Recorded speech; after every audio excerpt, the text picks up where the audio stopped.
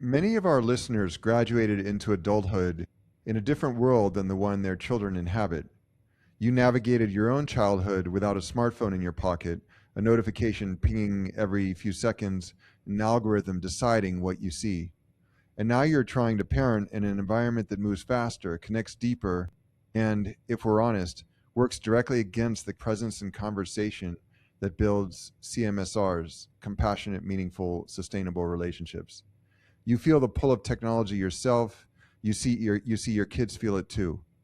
And you wonder, is this just how the world works now? Or is something broken in how we've designed these tools? Hello, I'm your host, Dr. Anthony Silard, and welcome to ReSocial, where we rediscover, reflect on, and renew how we approach social interactions so we can develop CMSRs. Again, compassionate, meaningful, sustainable relationships. Today, I'm joined by Dr. Jenny Radesky, a developmental pediatrician at the University of Michigan and co-medical director of the American Academy of Pediatrics Center of Excellence on Social Media and Youth Mental Health. Jenny also was featured in one of my previous books, Screened In, The Art of Living Free in the Digital Age, as she wrote the screen use guidelines for the American Academy of Pediatrics. Her career is built on a simple but radical premise. The problem isn't you, the parent, trying harder to manage screens. The problem is the systems, the design choices, the business incentives, the lack of federal guardrails that make it almost impossible for families to build authentic connection in the first place. Dr. Jenny Radesky, welcome to ReSocial. Thank you. That was the nicest introduction. I feel like you really see me. I appreciate it. Well, I appreciate you. Yeah. We've been collaborating for some years now, and you've always been really ready to help, and I love your message. So it's really an honor for me to have you here. Let's dive into it, Jenny. You graduated from medical school in 2007, the same year, serendipitously or not, that the iPhone was introduced. That's not a coincidence in your career, though. It's the origin story. Walk us through that moment. What was it like entering pediatric practice at the exact moment mobile technology was entering family life? What made you curious about it rather than just seeing it as one more thing parents had to manage? Yeah. I did med school at Harvard, and it was at the time that Jack Shonkoff was starting the Center on the Developing Child. So I was really inspired by the way early relationships can buffer kids against toxic stress or to help them have healthier life course relationships, healthier self regulation, and mental health. And then I went to Seattle for training at Seattle Children's Hospital, and the iPhone. This is Seattle Tech Hub with all these early adopters, where I was seeing mobile devices and laptops now in exam rooms, in hospital rooms, like in parents' hands, searching up things as I was talking to them, in kids' hands as they were getting upset when I was checking their ears during a medical exam. And so I've always been an out of the box thinker. My friends always mock me for being like, "Oh, if there's an alternate route, Jenny's going to take it." Like she left college to join a band for 2 years. Like I left or I took an extra year of med school to do extra research. Like I always loved the experimental, third path of like, how else could we do this? My friend who's a developmental psychologist said, "Jenny, you have such high cognitive flexibility." I was like, that's a nice way to think about it. Like, I love seeing things from a new perspective. And maybe that's why when all these devices started showing up in human spaces, I was like, what are we doing? Like, why do the humans do this? Mm, We should approach this with curiosity, not judgment. I was also learning as a clinician, if you lean into judgment, the person in front of you is going to shut down. And especially around high judgment topics like screens or food or parenting, you need to lead with curiosity if you want to build a relationship with the family member, parent, other guardian in front of you. And so that's why the curiosity was there. I also am a scientific thinker. So I was like, ooh, how do we study this and actually try to build some mhm. evidence to guide us? So this is amazing. And I used to run an organization, and one of our board members had been the director of Apple in India and China. And when I was talking about something he was interested in, he would say, Anthony, let me double click on what you just said. You left college for 2 years to go and join a band. And I'm really curious how you link that cognitive flexibility, trying new things, Yeah. taking the road less traveled, with being with all of your accomplishments going, hey, something is wrong here with the way screens are being presented to us, and I want to do something about it.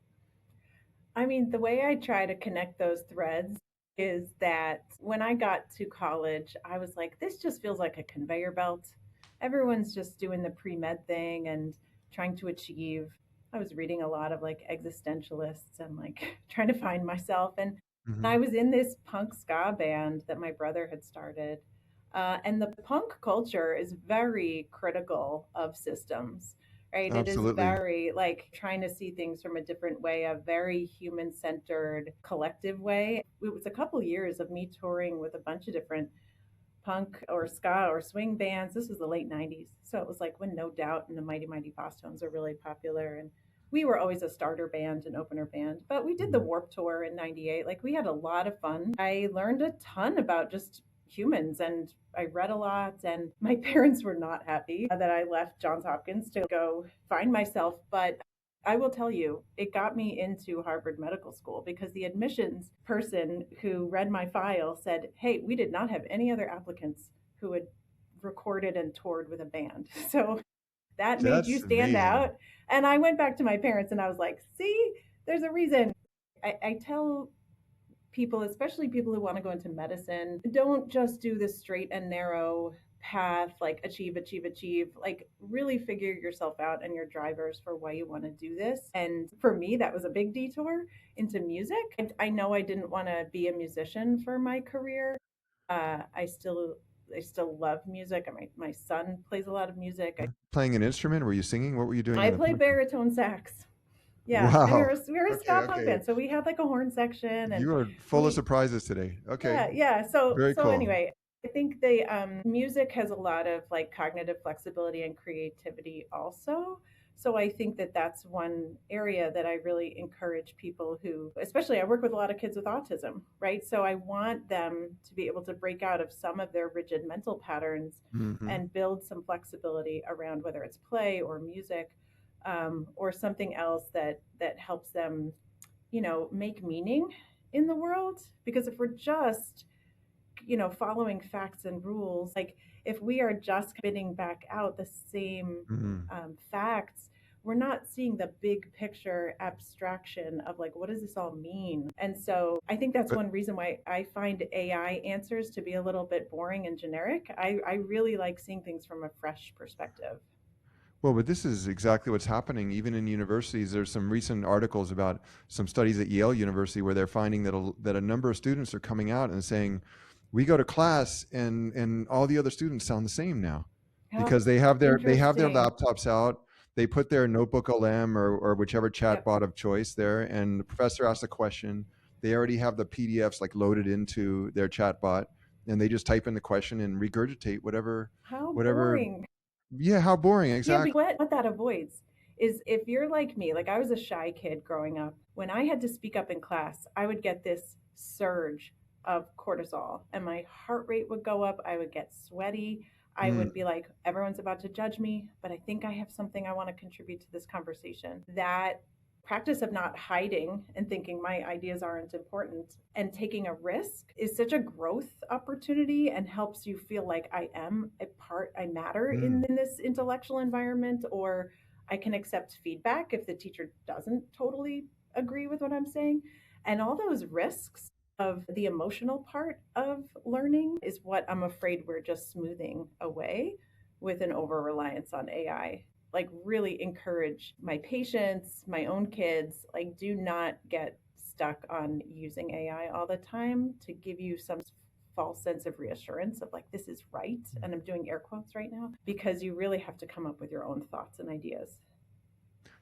I could not agree with you more. I mean, relationships are curly, relationships are messy.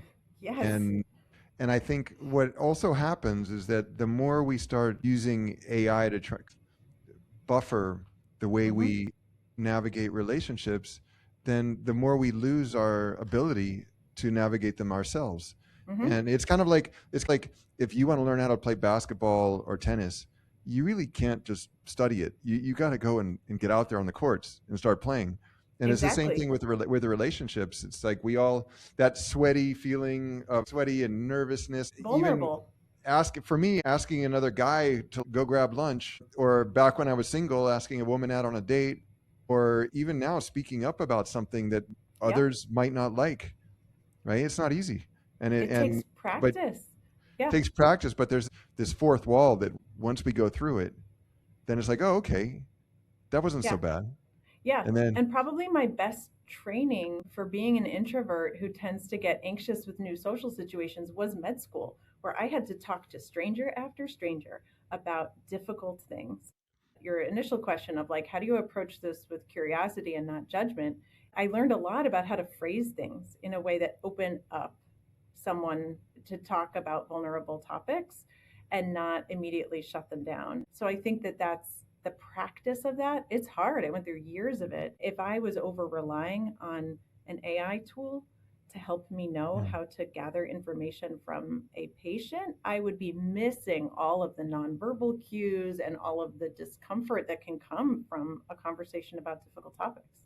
well, and I'm willing to bet that in the moment, we always talk about thinking on our feet. Well, I Hmm. also believe that feeling on our feet is extremely important. Yeah, And I think in those moments where you are feeling on your feet and you're practicing certain phrases and you're observing the nonverbals of the other person, and does this work? Does this not work? How do I yep, adapt it? That's what's made you into who you are today. And that's, I think, what a lot of people are missing out on when they over rely on, and not just AI, also just, texting and yeah. textual communication. But we'll come right back to this. We actually have to take a break for a moment. Listeners out there, don't go anywhere. We'll be right back with Dr. Jenny Radesky. Is there a protective shell around your heart holding you back from the connection you know is possible in your life? It's time to find your path to redemption. Introducing Love and Suffering by Dr. Anthony Silard.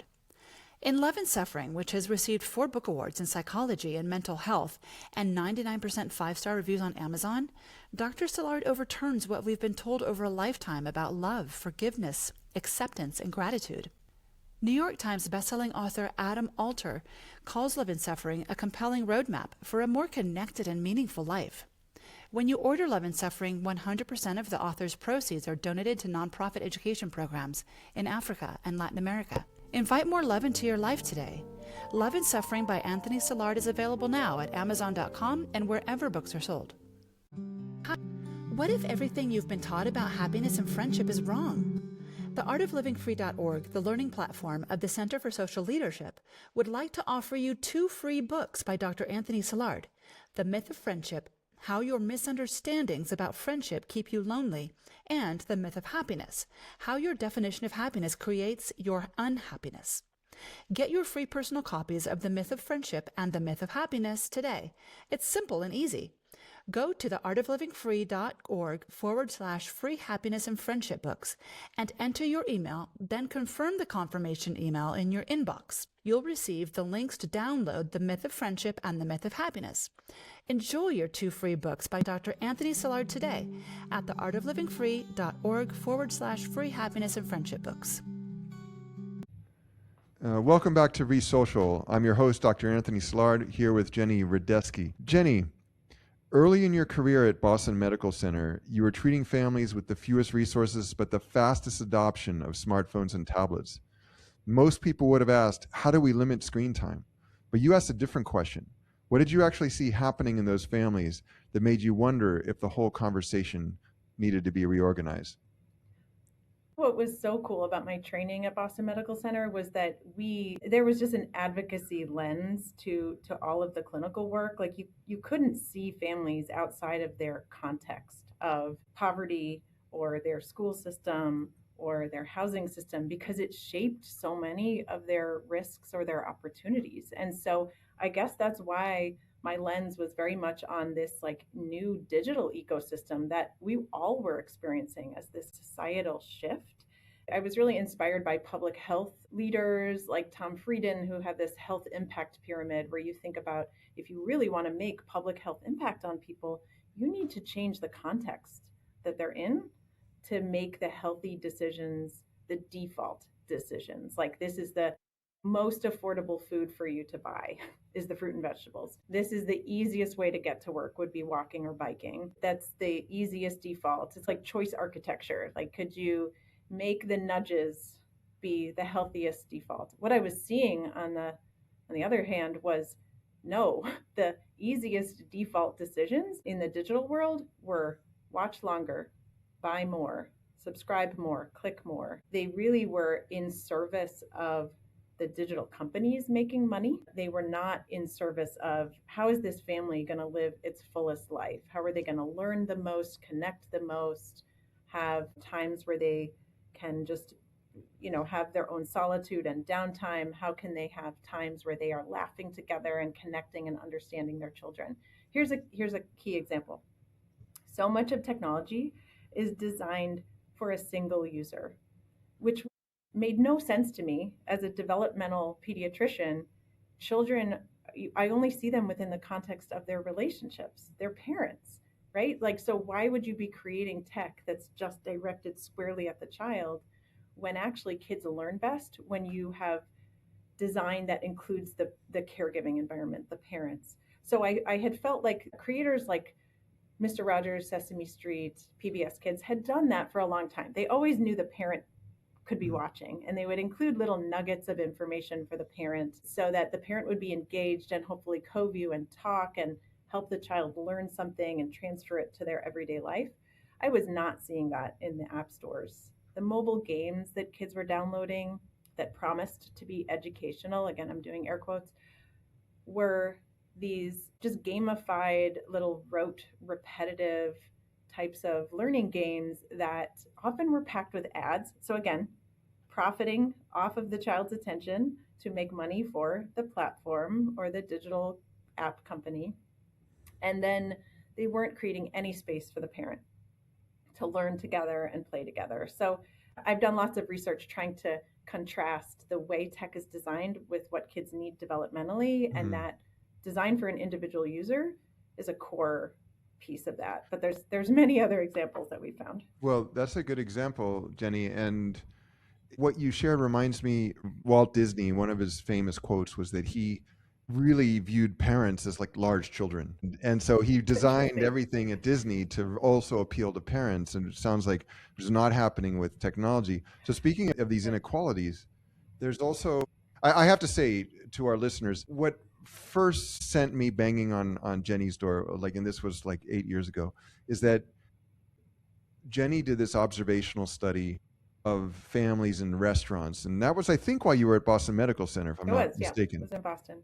Yeah. Why don't you tell our listeners about that study? Because that's a fascinating study. And that's another example of a design feature that is highly beneficial to the tech industry. Mobility, something you hold in your hand and you can carry everywhere. It's so easy to become dependent on that technology because you can now carry it everywhere.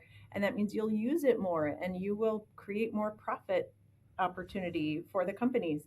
But at the same time, you are taking a little computer into interpersonal spaces and into emotional spaces and family spaces where that tech couldn't reach before. So we did a study to try to examine what happens when mobile devices like smartphones enter interpersonal spaces. We decided to do it in fast food restaurants because meal times are an important parent-child activity where you're face-to-face, you're chatting, you might be having fun. In fast food restaurants, you are in a public place, so you can do what's called a non-participant observation study where we were acting like anthropologists and we took field notes observing families. It was deemed ethical by our institutional review board, our IRB, because we weren't taking any identifiable information about people. We didn't write down names. We were, again, approaching this with curiosity. And we found that when parents brought out phones and their attention was really directed at the phone and not at kids, we saw decreases in conversation, emotional connection, and nonverbal interaction. And we saw more conflict, like kids acting up to get their parents' attention, singing silly songs, like getting more physical, and parents then snapping at their kids more. So it was our first look. The kids are increasing their bids for attention, and the parents are increasing their irritability. So what's wrong with this picture, right? Well, because when you are using a mobile device, you're usually doing something a little bit cognitively taxing. You might be reading news or looking at email, or maybe you're just trying to actually not think and you're just trying to scroll on social media. But your mind is in one zone. And so parents describe this to me as toggling. Like you have to suddenly toggle between this, is it your to-do list, is it your social media feed, and then you have to suddenly create the emotional space for what's my kid doing, and toggling between kids and phone just felt very taxing to them. So that could lead to that irritability or that feeling of like, don't interrupt me. Some parents called it information overload. I also think what we found in some of our research is it distracts from some of the attachment processes that happen during times with your kids. Like when you're sitting across from your kid, even if they're acting up a little bit, you can still be reading their mind a little bit. Like, what's going on in there? What is driving this kid to get wiggly at McDonald's or to not want to eat? Those can be pretty annoying moments for parents. And you can imagine they just maybe want to pick up their phone and escape. But there are also times where you learn a lot about your kids, trying to figure out the drivers of their behavior. Well, and I remember, Jenny, when we discussed this way back 8, 9 years ago, I remember having this feeling like this is not fair to children because here they are out at a restaurant. Their parents clearly demonstrating to them that, hey, I've got something more important to me than you, which is whatever's on my phone. And the kids essentially, they don't have the electronic comfort object that their parents do. And so their parents are, say, managing the anxiety of being out there, maybe having to wait for the food or whatever it is. Yeah. And the kids are just left there with nothing. And I don't think the solution is like, hey, let's give all our kids phones. But the solution is really about presence, right? Just being present so you can observe these micro behaviors and emotional expressions, nonverbals from your children. Yeah, we did a follow-up study based on that study, but during videotaped home meal times, and we coded every 5 seconds whether a parent was using their mobile device and whether the child made a bid for attention and how the parent responded. So we found that in intervals when a parent was using their smartphone, kids made just as many bids for attention, but the parents were more likely to ignore, like not respond to that bid, or to respond in a way that was not relevant to what the child had said. And so again, to have some empathy for parents whose attention is being pulled in a million different directions, I did a couple studies looking at what are the design features that are dragging parents' attention in. Like we are parenting in an attention economy. An attention economy is our digital world makes more money the more time our eyeballs are looking at a screen because of advertisements, because of data collection. So I've interviewed parents to understand which design tricks keep you on your device longer than you want it. It's the same thing that acts on kids. Infinite scroll, notifications, toxic comments, emotionally arousing content, all of these things that make you what one parent called, I feel stuck in a loop. I feel like I've lost my agency and now I'm here scrolling on TikTok. I should be sleeping. And then they blame themselves.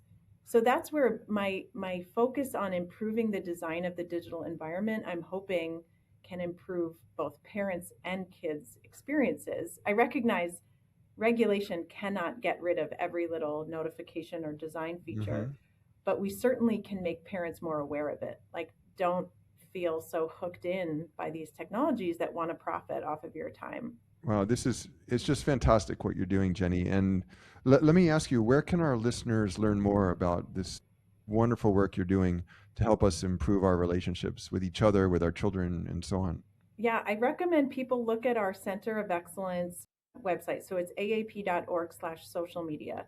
This is actually a federally funded program where we've been creating resources for families on how to parent around and raise kids in a digital world. We have conversation starters, how to talk to your teens, to connect with them about how stressful technology feels and how to problem solve some new boundaries.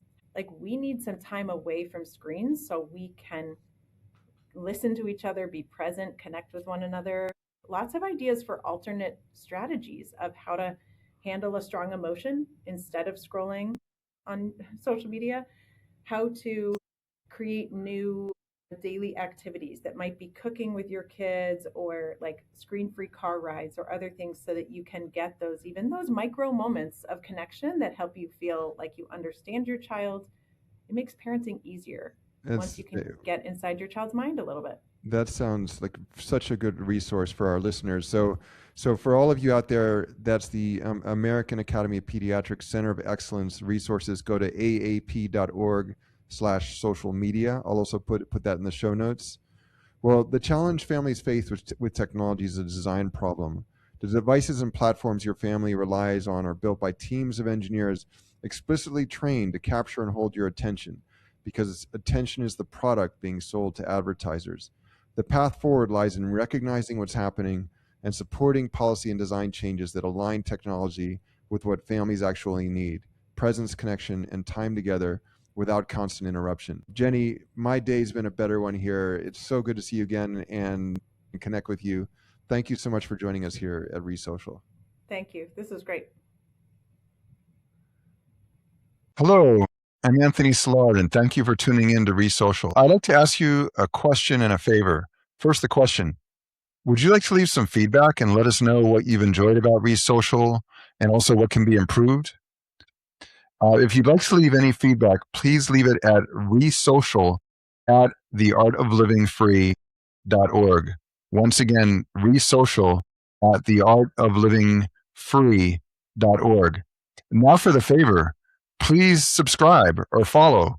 That really helps us to get top tier guests. So you're subscribing or following us at ReSocial makes a big difference. Also, I'd like to thank the ReSocial team: Madeline McLeod, our senior producer; Michele Bordone, our associate producer; and Ariane Escobar, our director of media relations. They have made ReSocial happen.